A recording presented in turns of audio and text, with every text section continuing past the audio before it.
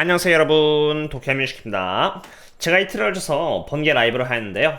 지금 S&P 500과 나스닥 모두 금요일을 기준으로 미리 말씀드린 대로 이렇게 bear flag 패턴의 형태에 따라서 2% 가까이 하락하는 모습을 보였는데, 어떠한 이유에서 이러한 하락이 아직 바닥과는 거리가 멀고 성장 중인 테슬라는 어떠한 자세로 투자에 임해야 하는지, 그리고 이러한 상황에서 무엇이 수혜를 볼 수 있는지 등 라이브에서 다뤘던 내용들을 포함해서 분석드려보고자 합니다.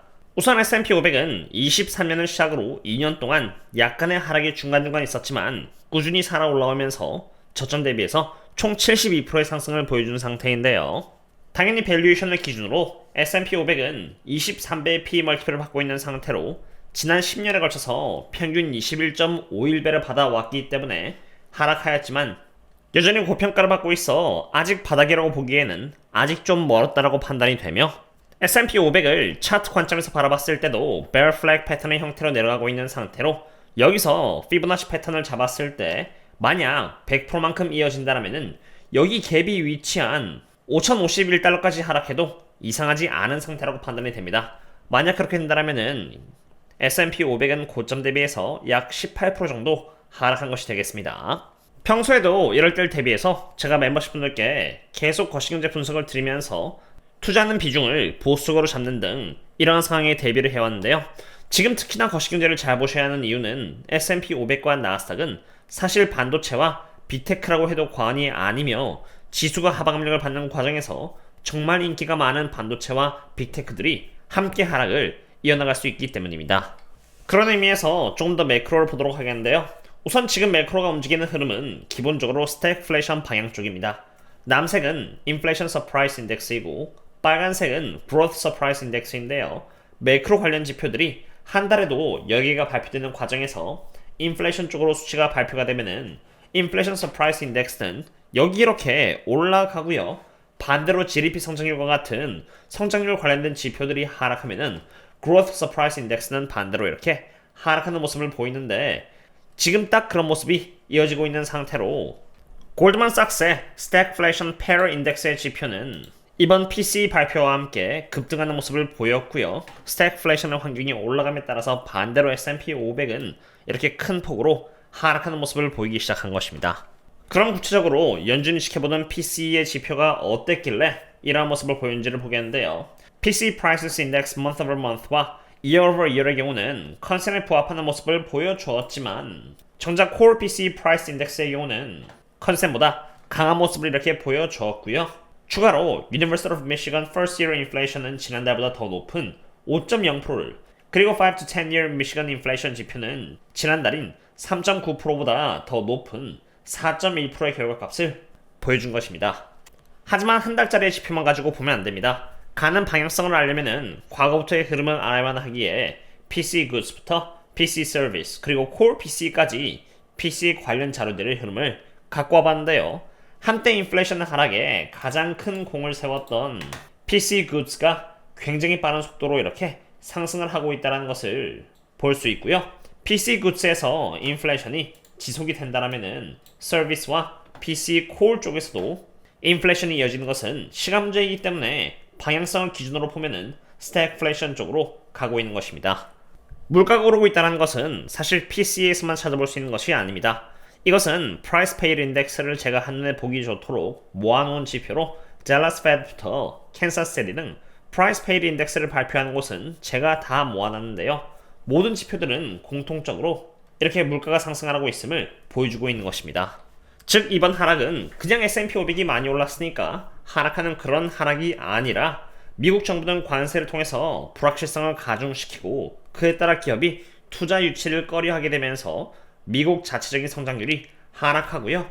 그와 동시에 또 반대로 관세에 대비하기 위해서 미리 사재기를 하면서 물가가 상승하는 그런 스태그플레이션이 일어남에 따라서 조정이 일어나고 있는 것입니다. 지금까지 S&P 500의 조정은 딱 10% 정도의 조정으로, 사실 아직 그렇게 큰 조정은 아니라는 것을 여기 빅스의 수치를 통해서도 알 수 있는데요. 빅스는 이제 20일인 상태로 과거의 흐름을 봤을 때 아직 갈 길이 좀 더 많이 남았다는 것을 볼 수 있고요. 그냥 지금 현재 빅스를 2022년과 이렇게 비교를 해보면은 얼마나 더 올랐을 때 바닥인지 알기가 쉽지 않지만, 빅스를 VVIX로 나눈 지표를 보시면은 하락장이라고 가정을 하고 지금과 그때를 이렇게 비교를 해보시면은 아직 갈 길이 정말 많이 남았음을 볼 수 있는 것이죠. 참고로 매크로 지표에 대한 현지 진영 분석은 제가 멤버십 분들 상으로 꾸준히 공유드리고 있고요. 지금 안 그래도 50% 할인 쿠폰이 지급되고 있는데 내일이 마지막 날인 만큼 혹시라도 꾸준히 공부를 하시면서 바닥을 찾아 나가고 싶다면은 언제든지 고정 댓글을 참고 바랍니다. 테슬라에게 큰 영향을 줄 수 있는 매크로 환경이 어떠한 상태인지를 알아봤으니 그럼 이제 테슬라 자체적으로 보고자 합니다. 우선 테슬라는 금요일에도 주가가 약 3.5% 정도 빠지면서 차트적으로 이렇게 컵 앤 핸들의 패턴을 형성하고 있습니다. 컵 앤 핸들 패턴은 상승 패턴인데요. 4월 2일 테슬라의 25년 1분기 출고량의 결과가 어떻게 나오냐에 따라서 컵 앤 핸들 패턴에 따라서 이렇게 상승을 보여줄지 아니면 이 패턴이 무너지면서 여기 $250의 갭을 채우러 갈지가 결정된다고 보시면 됩니다. 그럼 이 상황에서 어떻게 대응을 해야 하는지를 알아야 하는데요. 이 지표는 제가 저희 멤버십 분들 상으로 꾸준히 공유드리는 지표로 테슬라는 모멘텀과 힘 측면에서 강함에 위치하고 있음을 볼 수 있습니다. 제가 일반적으로 테슬라의 주식을 매수할 때는 단기적 저점을 의미하는 여기 가장 약함일 때인데요. 그때가 테슬라의 주가가 220에서 $250였을 때로 지금 이미 대응하기에는 적기는 아닌 상태인 것입니다. 만약 4월 1일 테슬라가 컨센을 돌파하고요. 관세에서 진전이 이루어진다면 테슬라의 주가는 가장 강함으로 가면서 주가는 $300 근처로 올라갈 것이고요. 그럼 여기 있을 때 대응한 주가들이 보상을 받겠지만 만약 반대 상황이 나온다면 여기서 다시 가장 약함으로 갈 가능성이 생기는 만큼 이 영역으로 내려온다면 그때 또 추가적으로 대응하면 되는 것입니다. 제가 테슬라를 아직 계속 지켜만 보려고 하는 이유는 출고량 성장률에도 있습니다. 이것은 전 세계를 기준으로 테슬라의 출고량을 보여주는 지표로 잘 보시면은 테슬라의 성장률이 상승을 할 때는 주가도 함께 상승을 했고요. 올해가 시작되고 모델 Y가 주니퍼로 바뀌면서 대기 수요가 생겼고 그 여파로 성장률이 하락하면서 주가 또한 함께 하방력을 받은 것을 볼 수 있는데 성장률이 한때 마이너스 6.5%가 잡히면서 바닥을 갱신했다가 다시 성장률이 마이너스 5.97%로 하락하기 시작했다는 것입니다. 만약 마이너스 6.5% 출고량 성장률이 바닥이 아니라면은 주가는 더 하락할 가능성을 배제할 수가 없기 때문에 제가 그냥 지켜보는 것인데요.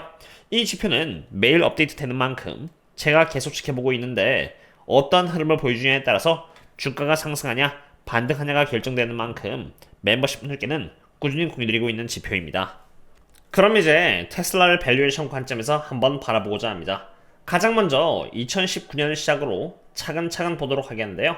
가장 먼저 10%의 성장률에서 102%의 성장률로 큰 폭으로 올라가면서 주가의 경우는 무려 $50대에서 이렇게 6배나 올라가면서 큰 폭으로 성장했음을 볼 수 있고요.